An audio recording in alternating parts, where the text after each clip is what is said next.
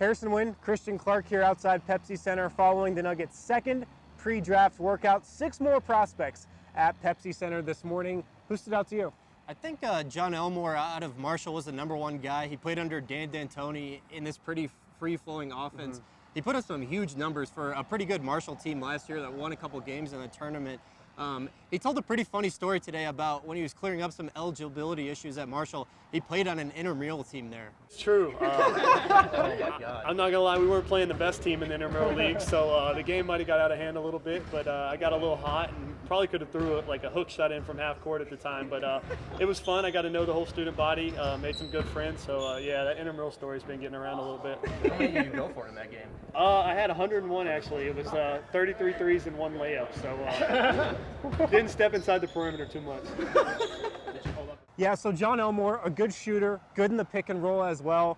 Second round undrafted guy probably, but I think he was the best player at today's workout, probably the best player the Nuggets have brought in so far over these first 2 days.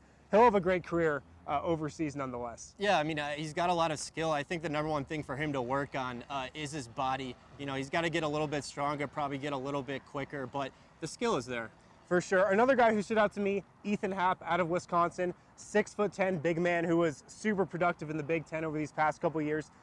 In these last 2 years, he finished top 10 in PER in all of college basketball. So super efficient player.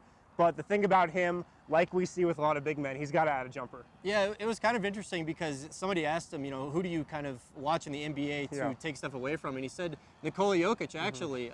There's a little comparison there, you know, in terms of the way they pass the ball, and both are really efficient around the rim, got that soft touch. The difference is, like you said, that shooting stroke. Yeah, that's probably what's going to determine if he can pick up maybe a second-round promise or something like that. Shamorie Ponds, probably the third guy we should touch on here, the highest-ranked prospect in ESPN's Top 100 to come through Pepsi Center over these past 2 days. He's ranked in the 60s in most big boards, but you know, kind of an inefficient player, doesn't really have that consistent three-point shot. Also, not a ton of size. I was standing next to him. He said he's listed about 6'1". He's definitely about 6 foot, I think. Yeah, he's a pretty small guy, and you know, the #1 thing for him is he's got to improve his feel for the game. He took about 6 threes per game last year, knocked them down at just like a 25% rate. So he's gonna have to get a lot better shooting the ball, and I think he's just got to learn, you know, a few more kind of point guardy stuff.